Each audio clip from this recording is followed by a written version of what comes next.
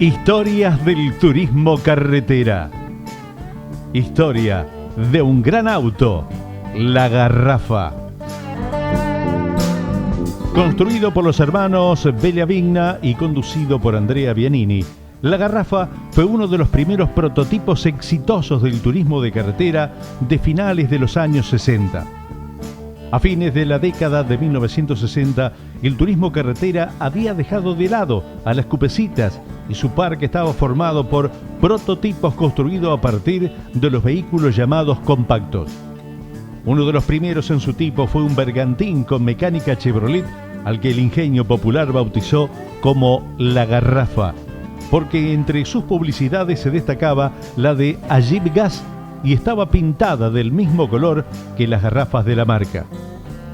Aunque solo logró 2 victorias entre 1967 y 1968, siempre con el talentoso Andrea Bianini como piloto, este vehículo permanece en la memoria de los fanáticos como un símbolo de una época en la que los preparadores ponían todo su ingenio, aprovechando al máximo las libertades de los reglamentos. Gracias al esfuerzo de Aldo y Reinaldo Bellavigna, quienes lo construyeron, la Garrafa sigue tal cual como corrió hace más de 5 décadas, algo que eleva su estatus de ícono. La construcción del Bellavigna B1TC, tal la denominación oficial del auto, demandó 5 meses y en su proceso de armado se usaron varias soluciones innovadoras. Para empezar, estaba equipado con una estructura tubular de caños de cromo molibdeno, el mismo material usado en el fuselaje de los aviones. Además de servir de jaula protectora, actuaba como un falso chasis. También tenía varias piezas exteriores de fibra de vidrio, como la trompa, que cubría un poderoso motor Chevrolet 7 bancadas de 300 HP, alimentado por 3 carburadores Weber horizontales. La elección del piloto. Los Bellavigna estaban convencidos de que su prototipo iba a ser competitivo, pero necesitaban a un piloto que lo pudiese aprovechar al máximo. Por eso eligieron a Andrea Bianini, quien ya había demostrado su talento en otras divisiones como la mecánica argentina Fórmula 1, la Fórmula 3 internacional y algunas competencias de larga duración. Mira, Andrea, vos sos el único corredor de primera línea que no tiene un auto para la temporada de TC. Estamos preparando algo que va a dar que hablar y queremos que lo manejes porque te tenemos mucha confianza, le dijeron. El Tano, que por ese entonces tenía 25 años, los escuchó atento y aceptó la invitación, aunque no estaba del todo convencido de que el auto pudiese funcionar como le decían Aldo y Reinaldo. Cambió su opinión 3 meses después, cuando fue al taller de los hermanos y vio el vehículo a medio terminar. De golpe supe, los tipos habían tenido una inspiración genial, dijo. Andrea Bianini, nacido en Milán un 19 de octubre de 1942, emigró a Argentina cuando era joven, junto a su padre, que era importador de la compañía Moto Guzzi. Debutó en el motociclismo a los 18 años, pero rápidamente se inclinó hacia las carreras de autos.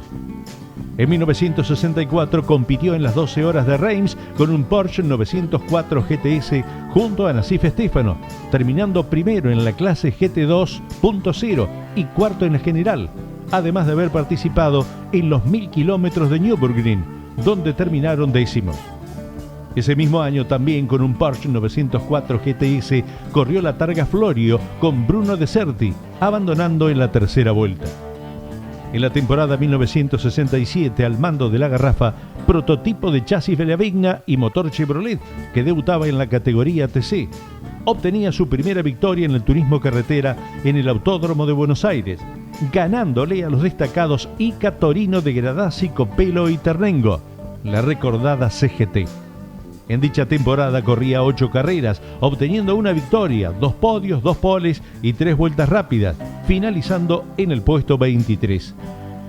Al año siguiente disputaba otras 10 carreras en el turismo carretera, obteniendo su segunda victoria en Altagracia. Terminaba la temporada en el puesto 14, obteniendo una victoria, 2 podios, 3 poles y una vuelta rápida. En el autódromo de la ciudad de Buenos Aires, la Garrafa de Bianini, el Falcon F100 de Carmelo Galbato y la Negrita de Rubén Rux. Se ve también al Chevy 3 de Marinkovic, el Falcon de Bautista Larriestra y el Angostado de Eduardo Tuqui Casá. Varias liebres, 1,5. Última etapa de las cupecitas del TC. El gran debut. El 16 de julio de 1967, Andrea Bianini y la Garrafa debutaban en el Autódromo de Buenos Aires. El gran desafío era derrotar a los torinos del equipo oficial ICA, regenteado por Oreste Berta. El estreno fue con lo justo, ya que el auto se terminó de alistar a las 4 de la mañana del domingo. Pero la trasnochada valía la pena. Andrea Bianini ganaba de manera inobjetable.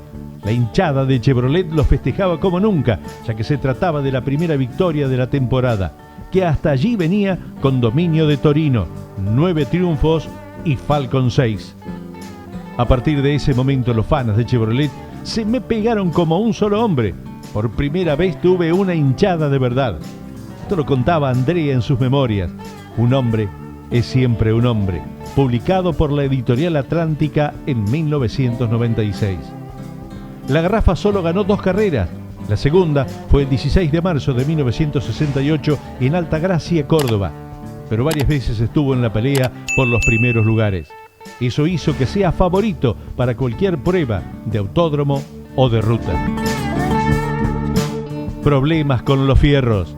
En San Nicolás, el 10 de septiembre del 67, Bianini venía con el triunfo en el bolsillo, pero faltando 5 vueltas tuvo que abandonar.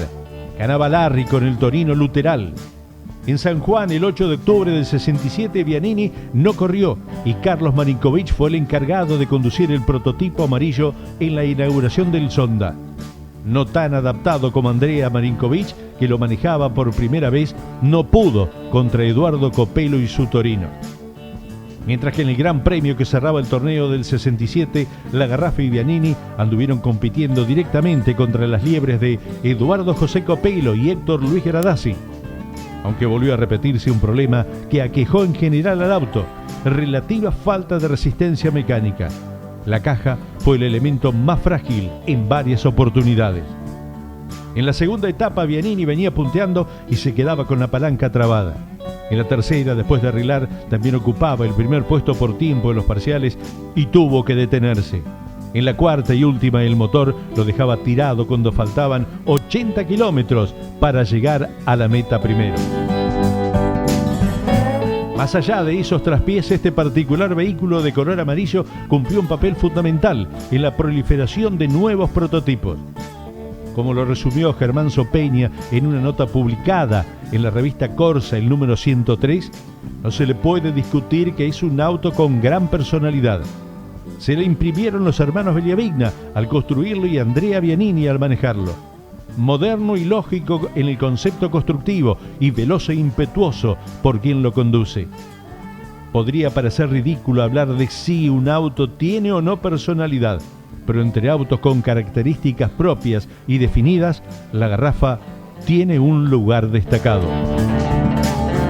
La Garrafa de Andrea Bianini, ya con un impulsor Dodge y Aldo Bellavigna en el Sonda de San Juan.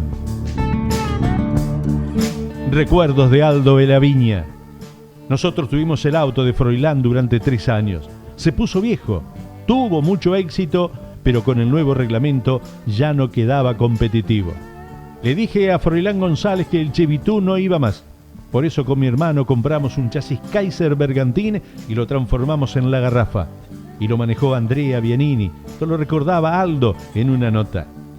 La otra victoria era en Altagracia, Córdoba. Se inauguraba el Cabalín con todo el despliegue de la planta Santa Isabel. Estaba Berta con todo su equipo. Había poco Ford y Chevrolet y todos Torino. Y en la final ganaba Andrea Bianini. Fue un gran golpe, recordaba. Sobre el accidente de Juan Manuel Bordeu también comentó. Luego lo corrió Maneco Bordeu. Tuvo un accidente en plena recta por el desbande de una goma.